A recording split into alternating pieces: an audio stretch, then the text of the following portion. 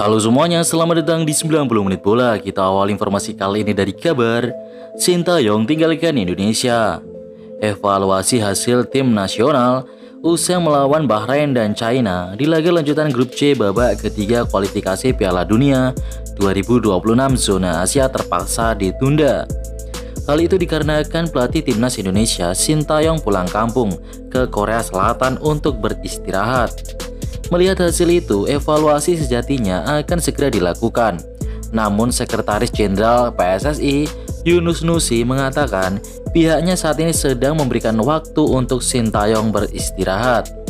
Jadi pihaknya belum membahas evaluasi performa Pratama Arhan dan kolega dengan pelatih Sintayong yang sedang pulang kampung.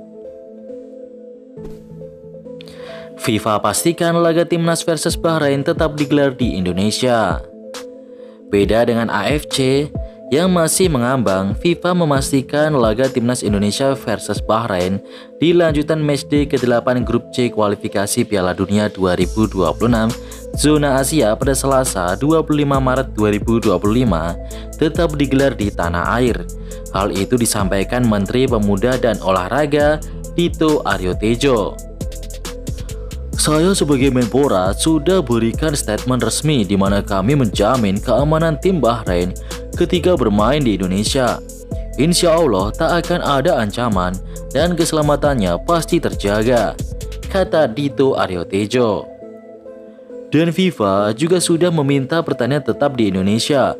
Harus di Indonesia, kalau tidak berarti menang WO, tegas politikus Partai Golkar ini. Berdasarkan pernyataan di atas, jelas sudah laga timnas Indonesia versus Bahrain tetap digelar di Indonesia. Keputusan ini diambil karena jelas Jakarta yang menjadi kota penyelenggara pertandingan dalam kondisi kondusif. Rizky Ridho tinggalkan Persija, ini dua klub yang cocok. Pertama ada Ajax Amsterdam. Klub dari Belanda ini bisa jadi pelabuhan Rizky Ridho sebab ada banyak pemain Indonesia yang pernah berkarir di sana. Di antaranya ada Ezra Walian, Irfan Bahdim, hingga gelandang andalan timnas Indonesia saat ini adalah Tom Haye. Dengan kinerja apiknya, Ajax bisa saja tertarik juga merekrut Rizky Ridho. Klub kedua ada Como 1907. Klub asal Italia ini dinilai layak jadi pelabuhan berikutnya untuk Rizky Ridho jika ingin abroad. Kan Rizky Ridho gabung klub yang mentas di Serie A atau Liga Kasta tertinggi Italia ini pun terbuka. Sebab klub ini diketahui milik orang Indonesia, tepatnya Hartono bersaudara. Arema incar hat-trick menang atas Persija. Arema FC bertekad meneruskan tren kemenangan saat menjamu Persija Jakarta di pekan ke-9 Liga 1 2024-2025. pada Sabtu 26 Oktober 2024 mendatang. Hasil manis di dua laga sebelumnya dapat memotivasi para pemain untuk menghajar Persija di Stadion Supriyadi Blitar nanti. Dua kemenangan termasuk satu kemenangan di kandang lawan pada pekan ke-7 menjadikan motivasi Singoedan tengah memuncak. Apalagi di pekan ke-8 lalu, tim kebanggaan masyarakat Malang memetik kemenangan perdana di kandang dengan skor 3-1 atas Malut United. Sudah muncul motivasi ke depan supaya pemain bisa lebih kuat. Kita mengincar kemenangan ketiga, ucap pelatih Arema FC Joel Corneli pada Senin 21 Oktober. Joel Corneli juga telah meminta anak asuhnya melupakan dua kemenangan dari PSS Semarang dan Malut United. Hal itu demi fokus pada laga melawan Persija Jakarta. Persib setara Real Madrid dan Bayern Munchen di Liga Domestik. Persib Bandung jadi satu-satunya tim yang belum merasakan kekalahan hingga pekan ke-8 beri Liga 1. Di liga lain ada Real Madrid, Bayern Munchen hingga Juventus yang belum terkalahkan di pentas domestik. Pekan ke-8 Persib meraih kemenangan yang impresif. Maung Bandung menang 2-0 lawan Perseba Surabaya pada duel di Stadion Sijalak Harupat. 2 gol Persib dicetak oleh Edo Febriansyah dan Ciro Alves. Persib mengakhiri catatan unbeat milik Persebaya, sekaligus menjadi satu-satunya tim yang belum kalah. Persib 4 kali menang dan imbang. meraih 16 poin dan berada di posisi ketiga klasemen sementara BRI Liga 1. Di liga-liga lain, beberapa tim juga punya catatan mirip dengan Persib. Juventus belum terkalahkan di Serie A. Begitu juga dengan Bayern Munchen yang tampil impresif di Bundesliga pada awal musim ini. Sementara di Inggris, ada City. Arsenal tumbang dari Bournemouth pada laga pekan ke-8 Premier League. Hasil ini membuat Manchester City jadi satu-satunya tim yang belum kalah di Premier League. Sementara di La Liga setara dengan Real Madrid. Real Madrid meraih 7 kemenangan dan 3 imbang pada 10 laga yang dimainkan. Pasukan Carlo Ancelotti itu meraih 24 poin dan berada di posisi kedua. Hernando Ari mulai tersingkir di Persebaya dan Timnas. Hernando Ari tak pernah bermain untuk Persebaya Surabaya selama lebih dari 1 bulan. Ia hanya cadangan di klub dan Timnas. Pada Rabu 23 Oktober besok, Persebaya akan menjamu PSM Makassar dengan situasi persaingan sengit di bawah Mister Gawang. Untuk pertama kali dalam karirnya, Hernando Ari berada dalam status kiper cadangan. Sejak promosi sebagai kiper utama Persebaya pada Liga 1 2021-2022, pemain asal Semarang itu selalu menjadi nomor 1 di klub jika tersedia.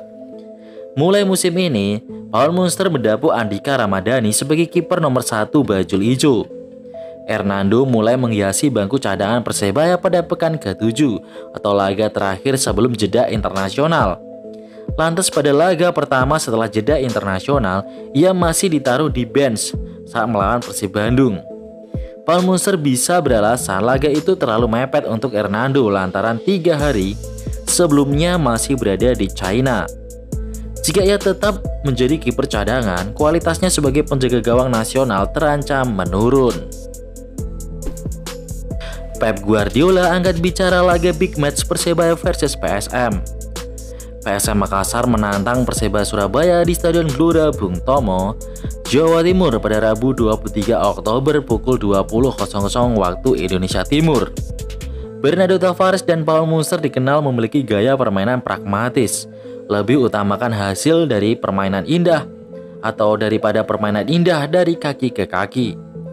PSM Makassar di bawah tangan Bernardo Tavares tetap mempertahankan gaya bermain compact defense, menunggu di sepertiga pertahanan lalu melancarkan serangan balik cepat.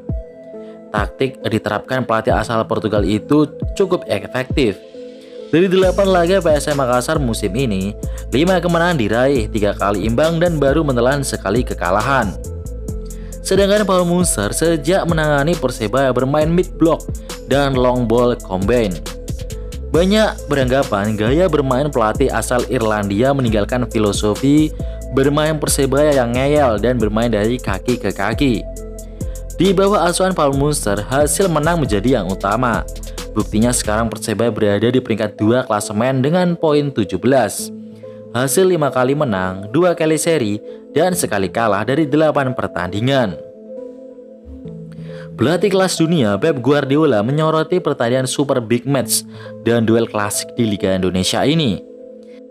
Pep yang merupakan pelatih Manchester City berkata, "Ya, saya sedikit tahu tentang itu. PSM tim yang kuat pertahanannya, mengingatkan saya akan Arsenal.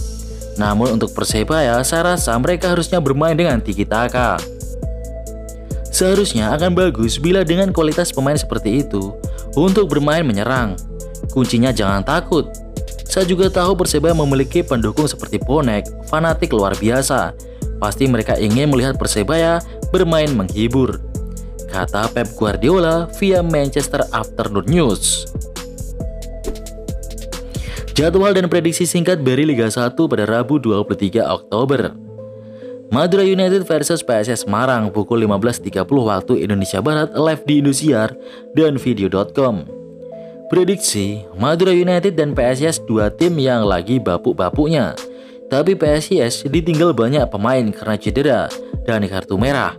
Sepertinya Madura akan meraih 3 poin pertama mereka. Prediksi skornya 2-1 untuk kemenangan untuk kemenangan Madura United. Persebaya versus PSM Makassar pukul 19.00 waktu Indonesia Barat live di Indosiar dan video.com.